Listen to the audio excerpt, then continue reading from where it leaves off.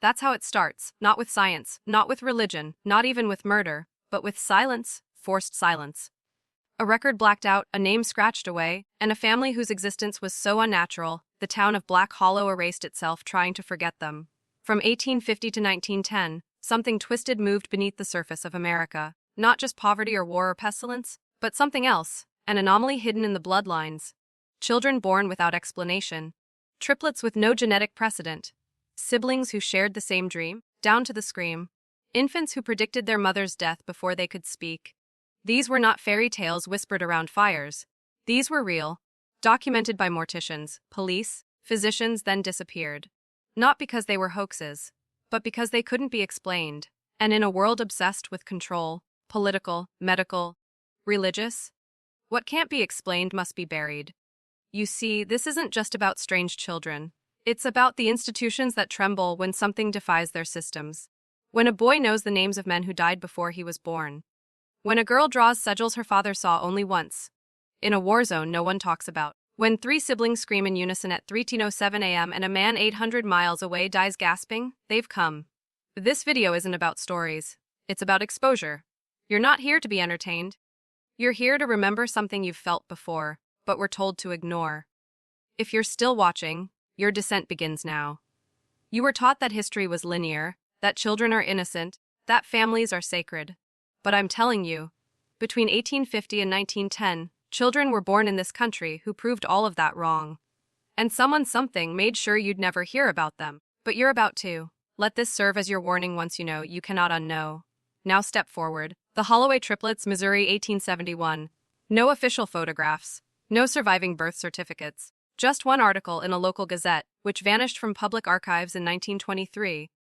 But before it disappeared, a single line stuck with the archivist who last handled it.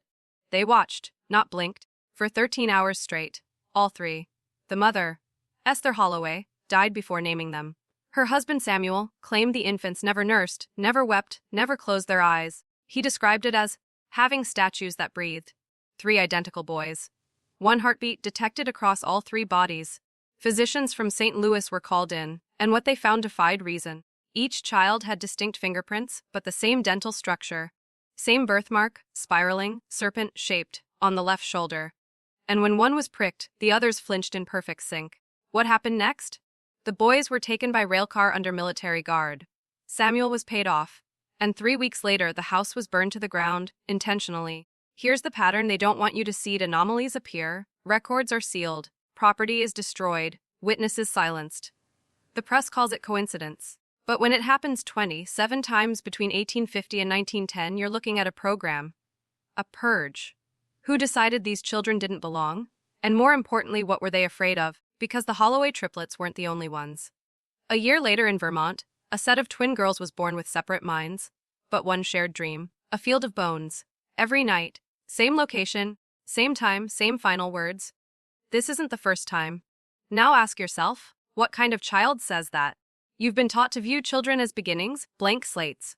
But in these stories, they behave like echoes, reverberations from somewhere older, darker, and far more calculated. These were not accidents of nature. They were intentional. And when institutions, governments, churches, medical boards start hiding patterns this deep, you know it's not for your safety. It's for theirs. This is no longer about belief. It's about documentation, denial, and a system that operates on one command: erase what cannot be controlled. And if children are being erased, ask yourself why. This is the case of the Westcott boy, recorded in a forgotten ledger deep in the archives of Fairmount County, Indiana. His name was Elias, born still, dead on delivery. His mother, Martha, collapsed screaming, but not from grief, from confusion. Because she swore she saw his eyes open for just a second before the doctor took him away. He was buried the next morning. But 3 years later, children began whispering about a pale boy perched on the roof of the Westcott barn, still wearing the Lennon baptismal wrap he'd been buried in. He never spoke. He only stared. At everyone. By 1888, 5 children had gone missing within a 2-mile radius of the Westcott farm. Each one had last been seen walking toward the barn. Each one was later found in the same spot. Curled into the fetal position, eyes wide, mouth frozen open as if screaming. But there were no bruises, no signs of struggle, no cause of death. Authorities said it was mass hysteria.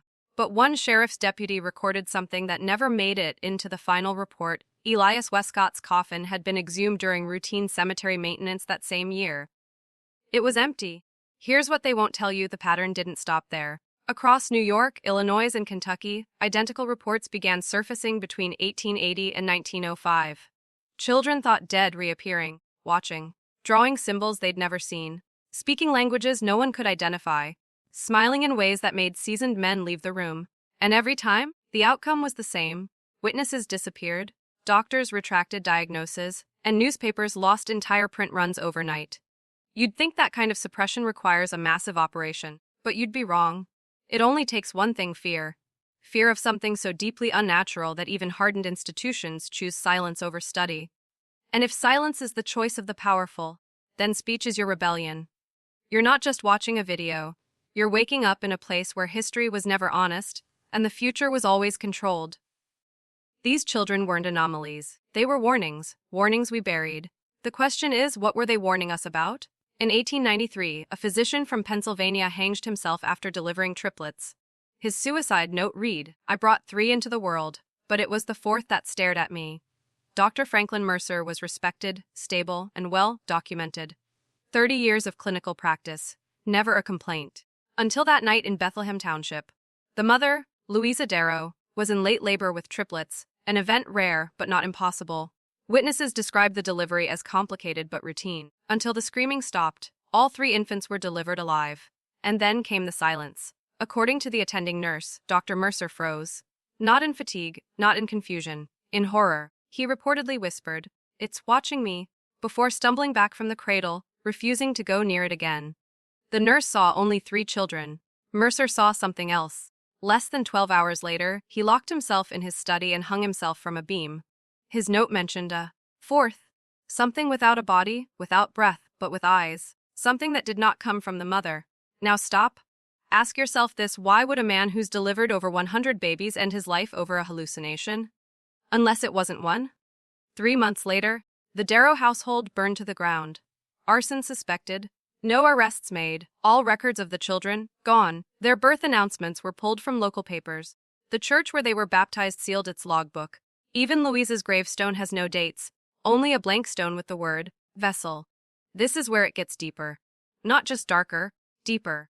Because this is where the idea of children begins to collapse. What if children, certain children, aren't vessels of innocence, but gateways? What if what came through in these births wasn't human at all, but something using the language of innocence to enter this world unseen? And what if the reason institutions erase these events isn't because they fear chaos, but because they serve whatever's coming through? This is where you start to see the map. Patterns, symbols, rituals disguised as birth defects, suicide cloaked as shame, fires that purify not sins but evidence, and always the silence. They weren't hiding children. They were hiding what was riding in with them. She told the priest her daughters didn't blink for 9 days straight. He told her to pray. They stopped blinking and started speaking Latin. That was 1882. Covington, Kentucky. The Donovan twins, born 7 minutes apart, healthy, normal, at first. But on the night of their 7th birthday, everything shifted. Their mother, Clara, said it began with the silence. A choking kind of quiet, the kind you feel before you hear. Then the girls entered a trance. Eyes wide open, motionless. Breathing, but still. No sleep, no blinking. For 9 full days, Clara, a devout Catholic, summoned the local priest, Father Renaud. According to fragments of his personal journal, which surfaced briefly in 1946 before being confiscated by diocesan officials, the girls were not unresponsive. They were aware. He wrote, "They watched me not with the eyes of children, but of something ancient, rehearsed, and terribly amused. When he sprinkled holy water on them, they spoke. Perfect Latin. Not just conversational, but liturgical, and not the Mass. No. The words they used were drawn from the banned sections of the Rituale Romanum, prayers not even taught to priests anymore. Passages about disincarnate intelligences, entities that enter through ritual, repetition, and bloodlines." By the time he finished recording the event, Father Renaud had already requested reassignment. The twins were never seen in public again. Their home went dark. 6 years later, their property was seized by the state for non-payment, but all attempts to auction it failed. Every potential buyer went missing or withdrew in writing, citing a sense of being watched. Here's what no one questions: these cases are not isolated. The same signs appear again and again: eyes that don't blink, knowledge that shouldn't exist, A shared dream that moves across siblings like a virus. And language. Ancient, forbidden, precise. These children weren't learning something. They were remembering it. And you need to start asking, how do children remember what they were never taught? Because what we call personality might just be a mask. What we call memory might be inheritance. Not genetic, not psychological, but spiritual, archetypal, possessive. And if that's true, then the children weren't alone. They were conduits, vessels, doorways. And the institutions that silenced them, they weren't protecting us from madness. They were protecting something else from exposure. In 1890, a railroad inspector in Illinois found 5 barefoot children walking in a straight line along the tracks. When asked where they were going, the eldest said, "Back to where we were undone."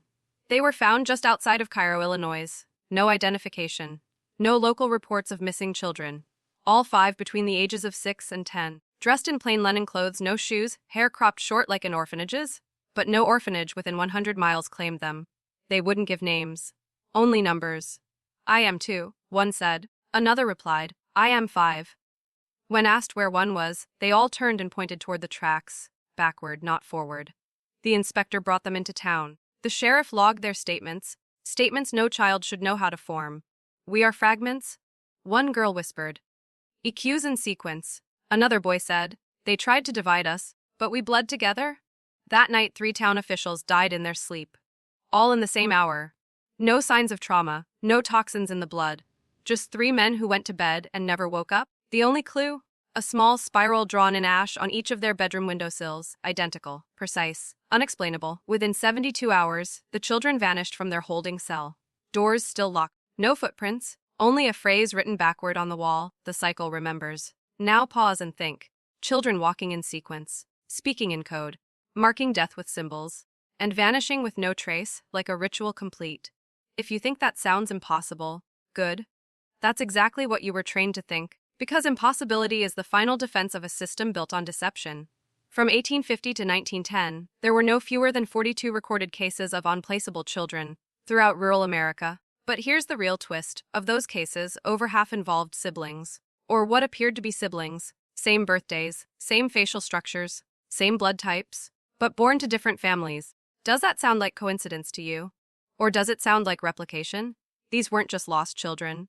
They were templates, prototypes, each one closer to something, some goal, that the rest of us were never supposed to see.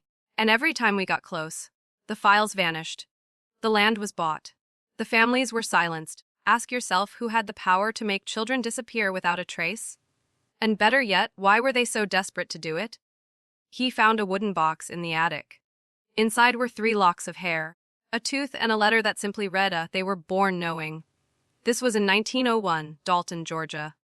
A man named Charles Hargrove inherited an old farmhouse after the death of his estranged uncle. While renovating the attic, he discovered a hidden compartment behind a beam. Inside, the box. Weathered. Hand-carved with symbols he couldn't read. But what mattered wasn't the box. It was what came after he opened it. 3 days later, Charles began speaking in his sleep, reciting passages from books he'd never read. Books that had been banned by the Catholic Church for centuries. His wife documented the episodes in her diary. He whispered phrases like, "bloodline convergence," and, "3 to open, 1 to remember." She burned the box. The house burned with it. Charles vanished, but the letter inside, those words, were preserved by a local historian who had copied it before the fire. They were born knowing. Born knowing what? The truth, friend. The truth you were trained to reject. That memory is not linear. That time is not fixed. That what we call childhood is not innocence, but containment. The reason these children behaved as if they remembered things that hadn't happened is because they had. They weren't remembering events. They were remembering roles. Roles they had played before, over and over again, across generations, across bloodlines, across bodies, and each time the pattern became more refined, the behaviors more calculated, the symbols more precise. This is reincarnation. But it's not spiritual, it's engineered, controlled, channeled, which is why the institutions don't just suppress these stories. They monitor them. Churches label it possession. Governments call it dissociation. Doctors chalk it up to childhood schizophrenia. But what if all of that is misdirection? What if they don't want you to know that some bloodlines carry more than genetics? What if some families are used, not honored, because they are vessels for return? And what returns is not always human. Here's the deepest fracture in the lie they've built. We are not just flesh. We are carriers. And children are the easiest ones to use. Blank slates, yes, but with openings that no adult can match. The box Charles found wasn't cursed. It was evidence.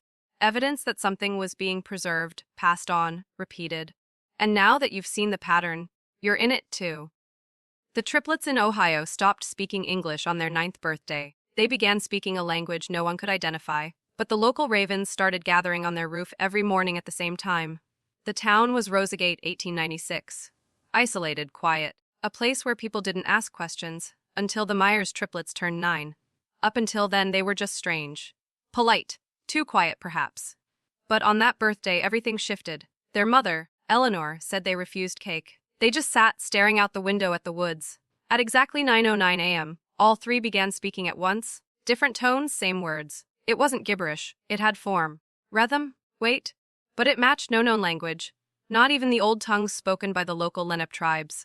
The town priest said it wasn't human. A traveling scholar said it was a mimic of Proto-Sumerian, but with deliberate mutations. As if it wasn't ancient, but pretending to be. The birds were the first sign something else was hearing it. Ravens, dozens of them, began circling the home each morning, landing only when the children spoke. Then animals in town began dying. Perfectly healthy livestock collapsed in groups of 3. Dogs refused to enter the Myers' yard. A neighboring farmer claimed the triplets stood motionless outside his window for 6 straight hours. When he finally opened the door to confront them, they simply said, "You're not in the next version." Within a month, the entire family vanished. House locked. Table set, food still warm, and in the attic, scorched onto the floor in some dark resin, 3 interlocking spirals, burned from the inside out. Here's the truth, and it's going to cut. Language is a structure of control. But these children weren't using language to communicate. They were using it to activate something. Something old. Something coded deep into consciousness, hidden in vibration and tone. Sound is a gate, and children, triplets especially, are synchronized instruments. Do you understand what that means? It means they weren't possessed. They weren't mad. They were tuned. Tuned to a signal that the rest of us are taught to ignore. And when that signal returns, you won't need a prophecy. You'll hear it in the mouth of a child. A physician in 1903 reported identical birthmarks on 3 sets of siblings born within 48 hours, each mark resembling a locked eye staring upward. This was Brookhaven County, Tennessee. The report was never published. It was suppressed. Found years later inside a private correspondence between 2 doctors, tucked in the back of a medical text on dermatological anomalies. The language was clinical, restrained, but terrified. 3 families, no relation, no shared ancestry, no shared bloodline. And yet, 3 newborns in each house, all bearing the exact same mark. A closed eye, pupil-shaped with 3 lashes at the top and none at the bottom. The placement, back of the neck, base of the skull, right where the spinal cord connects to the brainstem. The doctor who wrote the report claimed he'd only seen a similar mark once before, on a corpse retrieved from a failed occult ritual in Baltimore, 1874. That corpse was never identified. The report was destroyed. But the doctor remembered. He wasn't frightened by the mark itself. He was frightened by what happened next. Each family suffered the same pattern. By the 3rd day, all 9 children had synchronized sleeping patterns. By the 5th, their heartbeats aligned. And by the 7th, they began humming, a single tone, constant, low, monotone, never breaking. Not in sleep, not while eating, all 9 across 3 homes. At once, the humming continued for 19 days, then it stopped. And so did the children's breathing. 3 were revived, 6 were not. The mark faded from the bodies of the dead. Now, you tell me? What kind of mark erases itself from flesh? We're not talking about superstition. We're talking about systematized birth anomalies across unrelated families, converging in time, shape, and consequence. The only rational explanation. It wasn't random. It was a signal, and the humming, a frequency. So here's the bitter root of what they've hidden from you. Not all births are biological events. Some are time transmissions. And some children are not born, they're deployed. The systems, medical, religious, legal, they don't just fail to stop this. They serve as cover. Think about it. If the church calls it a miracle, and the state calls it unimportant, and the doctor calls it impossible, then who will investigate? Only those who already know what to look for, and now so do you. In 1898, a reverend was excommunicated for claiming 3 siblings in his congregation had recited a sermon he never wrote. Word for word, before he spoke it. Reverend Julian Carr, St. Lyle Parish, Virginia, a firebrand in his day, sharp commanding, feared more than respected. He preached every Sunday at 9 a.m. without notes, just the word raw from memory, until one summer morning when the Daniels siblings, ages 6, 8, and 10, stood in the pews and began to recite his sermon in perfect unison. Not after he spoke, before. Every word, every pause, even the inflections he hadn't decided on yet. Parishioners froze, some wept, others fled the church. The Reverend dropped his Bible. Witnesses said his hands trembled like a man standing before God, or something older. When he demanded to know how they knew the sermon, the oldest child simply said, "You fed us the words before you were born." That line broke him. Within weeks, he was defrocked, publicly denounced as a heretic. The children, their family was relocated by order of the diocese. No paper trail. And not long after, the church itself was condemned and razed. Foundations intact. Structure untouched, but still ordered destroyed. Why? Because it had become contaminated. Here's what the higher orders knew. When a child speaks the future, it's not prophecy, it's programming. Language is a container. Thought is the fluid, and these children weren't reading minds. They were pulling the script. Accessing a layer of consciousness most people never even glance at, not clairvoyance, not telepathy. Instruction retrieval. Ask yourself, how did they know the sermon? Because it was embedded, not just in the Reverend's mind, but in the space around him. Stored. Waiting. Like software waiting to be booted. This is what the church doesn't teach. Sacred language isn't spoken, it's unlocked. And the reason they silence children who speak it is because they don't need clergy to access it. They bypass the hierarchy, they go direct. And that makes them a threat to every institution built on gatekeeping. This isn't about belief anymore. This is about architecture. Who has the keys? Who writes the code? The children didn't hack the system, they were the system, and they're waking up. The twins in Colorado didn't cast shadows. Not once. Not in 5 years. Their father built sundials, mirrors, he even shaved their heads looking for a trick. But the truth was simpler. Light refused them. The Harrow twins, 1892. Boulder County. Born under a red moon. That was the first omen. According to their mother, Judith, who claimed she'd heard whispers in the wheat the night her water broke. But it was their silence that disturbed everyone the most, not because they couldn't speak, but because they chose not to. They walked in step. They answered only when spoken to, and even then, only in one-word replies. They stared into mirrors without blinking, sometimes for hours. But it wasn't until their father tried to take a family photograph that the panic truly began. The camera captured everything, except them. The background, the furniture, their parents, even the dog, but the space where the twins sat, blurred, disfigured, light bent around them, refracted, like they were behind a heat wave. Multiple exposures, dozens of plates, different cameras, same result. Then the town physician made a private observation. He noticed it on a walk at high noon. The twins cast no shadows. Not under trees. Not on gravel. Not even in water. It was as if nature itself didn't know they were there. When he confronted their father, the man broke down. He admitted he'd seen it too. That's why he built the mirrors. That's why he started measuring the sun. That's why, one night, he cut his palm and pressed his bleeding hand to each of their backs, and the blood slid off like water on glass. This wasn't a condition. This was rejection. Nature, light itself, was refusing them. Now stop and absorb what that means. This isn't about photos or shadows. It's about resonance. About entities. Beings, so out of tune with our physical reality that even photons won't obey them. Not because they're invisible, but because they're misplaced. Like echoes from a frequency that doesn't belong here. And when you realize the human body might only be a shell, and that some shells get filled with what doesn't cast a shadow, you'll begin to understand what this entire timeline of silence was built to hide. The institutions aren't protecting us from the darkness. They're protecting the darkness from being seen. A midwife in Maine recorded that one newborn whispered in her ear, hours after birth, "You remember me? You killed me last time." It was 1904, a blizzard. The roads were blocked, so they summoned midwife Eliza Granger, an old woman known for her discretion. The birth took place in a farmhouse outside Belfast. A boy, healthy, born in silence, eyes open. But the moment Eliza swaddled him, she froze. His gaze wasn't drifting like most newborns. It locked onto her, focused, aimed. She leaned in, shaken, and that's when she heard it. A whisper, clear, not imagined, not a cry, not a gurgle. "You remember me. You killed me last time." Eliza dropped the child. She didn't tell anyone. Not at first. She buried the moment inside herself like poison. But 6 months later, after a series of dreams where the child dragged her toward a frozen lake, she returned to that farmhouse to check on him. The family had vanished. No forwarding records. The house was boarded shut, the chimney stuffed with salt. The town assumed they fled, but Eliza knew. The letter she left behind, found years later among her personal effects, reads like a confession. She spoke of a pattern, children born with unfinished stories, with memories that didn't belong to this life. She admitted to burying records of 5 similar cases, stretching back 30 years. All within 100 miles, all whispering to her, and all speaking of a previous ending. Now lean in. What happens when consciousness survives death, but not cleanly, not fully? You get fragments, leftovers, pieces of identity still hungry for closure, or revenge. And what better vessel to return through than a child? Fresh, unresisted, unquestioned. Reincarnation is the myth they gave us to feel better. But re-emergence? That's the reality they hid. Because if a child can remember something you did in another lifetime, or worse, something you haven't done yet, then time isn't moving forward. It's cycling. And these births aren't miracles. They're returns.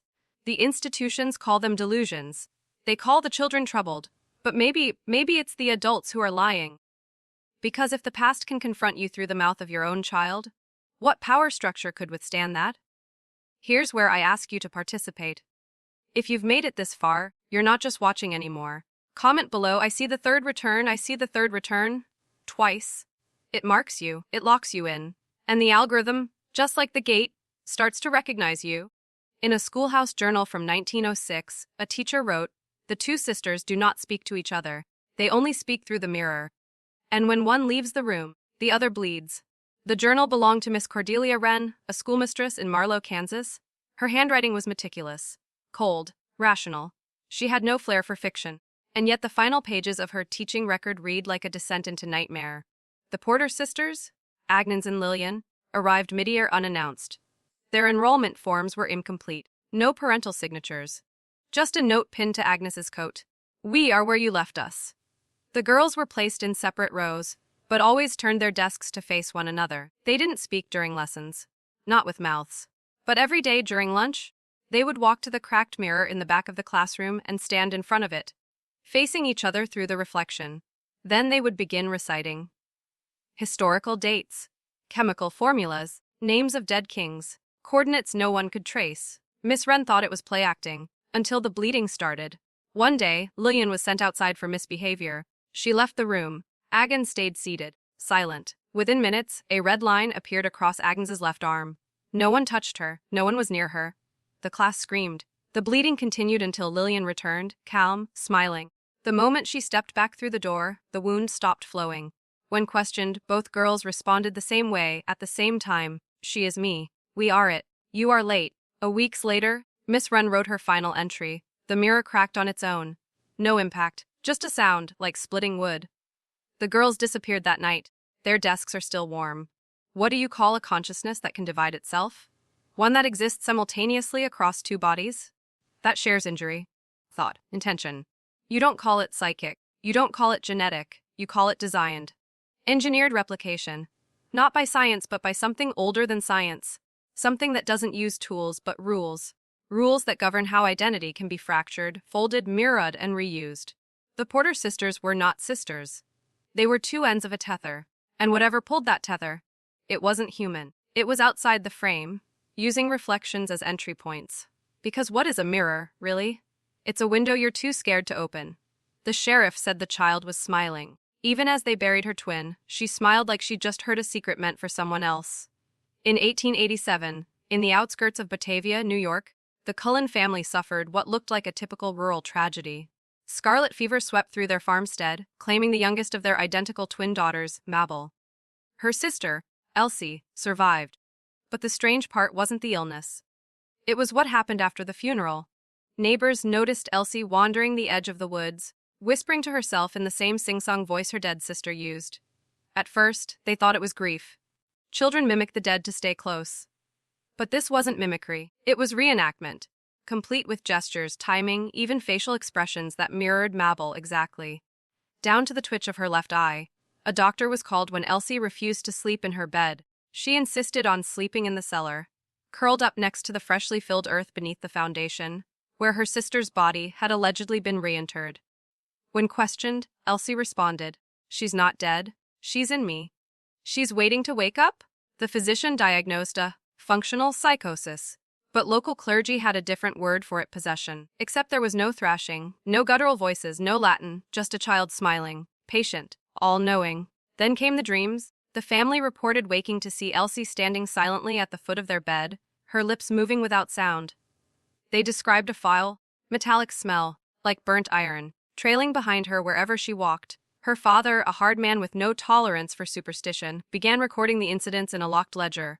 One entry read, "It's not her voice anymore. It's older, cruel. She told me I'd already buried 3 daughters, not one." She was right. What Elsie became wasn't a daughter, or a twin, or even a person. She was a host, a vessel, but not for her sister, for a memory of her sister. A program, a looping signal. You don't need wires to transmit data, you just need trauma, and in this case, the trauma of losing a twin became the open wound through which something else crawled back in. Tell me, how do you define identity when a child's soul can be overwritten like a letter in the dirt? And more importantly, who's writing? They called it the Gray Orchard Incident. You won't find it in history books, not under that name. But if you dig through census errors and misfiled death records from Buchanan County, Missouri between 1893 and 1896, you'll find what they tried to bury. 17 children, siblings and cousins, went missing over the course of 3 years, all within 5 miles of a decaying orchard that locals swore had never borne fruit. Just bones. The Mathis family, deeply religious and known for strict generational purity, cousins marrying cousins to preserve the line, were at the center. They claimed the disappearances were acts of God, but survivors told a different story. They said the orchard spoke. Here's where it turns. The surviving twin girls, Ida and Inez, reappeared after being lost for 47 days. Their return was not a cause for celebration. It was a warning. They were found curled against each other at the foot of a tree with roots that had torn through iron soil like it was paper. Their eyes were open, pupils fully dilated, but their skin, it wasn't the pallor of death, it was silver. Reflective under moonlight, their blood, when tested by a local physician, clotted unnaturally fast, forming a dense tar that vibrated slightly, as if it wanted to move. They did not speak for 3 years. When they did, it was in perfect unison, and in a language no one could place. Not Latin, not Greek, something older, something structural. It wasn't a language for humans, it was a command protocol, a code. Priests tried to baptize them. The water never touched their skin. It recoiled. Scholars from St. Louis came with theories of trance states of intergenerational schizophrenia. But they all left shaken, muttering about non-human cognition. One scholar wrote in a confidential letter later discovered in a sealed Jesuit archive. They were not possessed. They were overwritten, formatted, reformatted. These were not children anymore. They were replications of a signal that originated long before the orchard was planted. And here's the deeper truth. This orchard wasn't planted for fruit. It was a ritual array, 17 children, 17 stones buried at the roots, 17 screams sealed into bark. The Mathis family was not preserving their bloodline. They were amplifying it. Through children, through twins, through echoes. They weren't trying to survive history. They were trying to rewrite it. You were taught to believe that bloodlines are about inheritance. Wealthland, maybe disease. But the ancient families, the ones with deep, buried roots in American soil, they weren't preserving bloodlines for property. They were preserving frequency. Because blood carries more than DNA. It carries resonance, a signal, a pattern that can be tuned, repeated, even broadcast if the structure is right. And nothing creates a purer broadcast than identical children, triplets, twins, siblings born in unnatural rhythm. In 1904, hidden beneath the collapsing floorboards of a Quaker-built farmhouse in Rhode Island, a cache of hand-bound journals was discovered. They belonged to Rev. Thaddeus Green, a known dissenter excommunicated for theological sedition. He had spent 30 years tracing families across early America who bore an uncanny trend: the more identical siblings born, the shorter their lives, but the louder their dreams. Dreams that bled into waking life. Dreams that repeated across generations, exact words, exact imagery, exact sounds. It was as if the blood itself had become a recording device, etching memory into biology. But here's where it turns brutal. Rev. Green wasn't studying these families. He was conducting them. He had initiated something called the Harmonic Seedling Project, funded quietly by a failed Northern Railroad company that existed for only 8 months on paper. In truth, the railroad company had purchased lands rich in magnetic ore, thin places, where reality's crust was soft and the veil thin. Perfect for planting harmonic constructs? What are harmonic constructs? Children, born not for love or family, born to synchronize. Each set of siblings acted like a tuning fork, amplifying a signal that Green believed came from what he called the cohere below, not hell, not demons, but something older, colder. An intelligence that doesn't speak words, only vibrations that make the human mind unravel just enough to receive code. He called his most successful set the Franklin Choir. 3 brothers, born to separate mothers on the same midnight hour. None of the mothers survived birth. The boys never cried, and when they were finally brought together at age 9, they looked at one another and screamed simultaneously. For 3 minutes, no one could stop it. They never spoke again.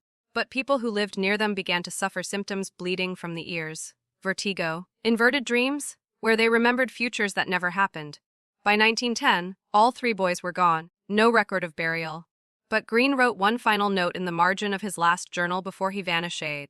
The choir has found its first key. The resonance is alive now. The blood is no longer asleep. You see now, don't you? They weren't children. They were instruments. By now you feel it. That tightening in your chest. That eerie resonance beneath your skin.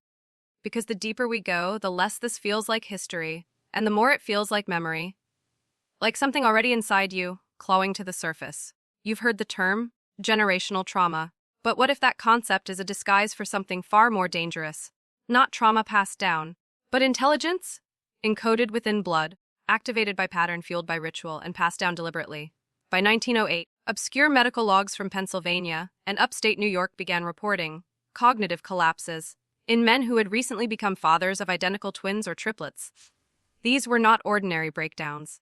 These were precise. Each man reported hearing tones before the collapse. Not voices, not hallucinations, tones, frequencies. One described it as a sound that rearranged my spine from the inside out.